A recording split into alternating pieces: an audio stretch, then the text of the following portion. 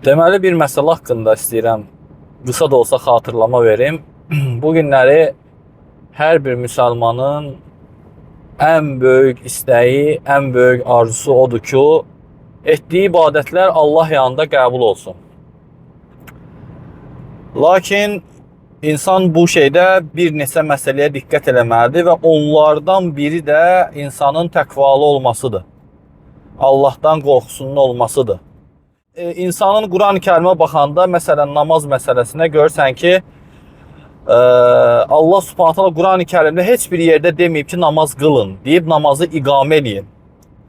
Və Allah Əzzə və Cəllə Quran-ı Kərimdə, məsələn, Müminun surəsində buyurur ki, qad əfləhəl müminun əllezine hum fi salatihim xaşi'un vəllezine hum anil-lagvi mu'ridun vəllezine hum li zakati fa'ilun. Bu ayələrdə Allah Subhanahu taala buyurur ki, artıq möminlər qurtuldu, nicat tapdı. Və hansı möminlərdən gedir söhbət? O möminlər ki, onlar namazlarını xuşu ilə qılırlar. Və başqa ayda Allah Subhanahu taala buyurur ki, "Vasta'inu bis-sabri was-salah", səbr etməklə və namaz qılmaqla Allahdan yardım istəyin. "Və inneha lekabiratun illa alel-xaşiin". Bu ağır iş olsa da Allahdan qorxanlar üçün asandır. Deməli, insanın ibadətinin asanlaşması üçün təqva olmalıdır, Allah qorxusu olmalıdır və Allah yalnız və yalnız ibadəti Allahdan qorxanlardan, təqvalı olanlardan qəbul edir. Ona görə də Əli radiyallahu anh'ın gözəl bir sözü var. Əli radiyallahu deyir ki, ibadəti eləməkdən daha çox onun qəbul olunması üçün fikirləşin. Çünki deyir, bu ayəni eşitməmisinizmi? Və ayəni oxuyur ki, "İnnəmə yetəqabbalallahu minəl muttaqin". Allah ancaq müttəqilərdən qəbul edir.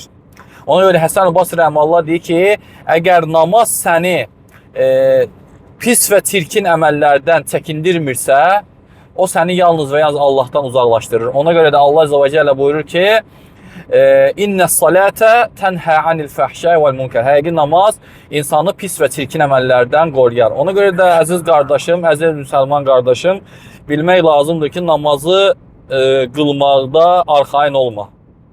Hətta bax gör Quran-ı Kərim nə deyir Allah Subhanahu taala? "Fəvailul lil-musallin" və namaz qılanların halına. O kəslər ki, namazlarında səhlənkardılar.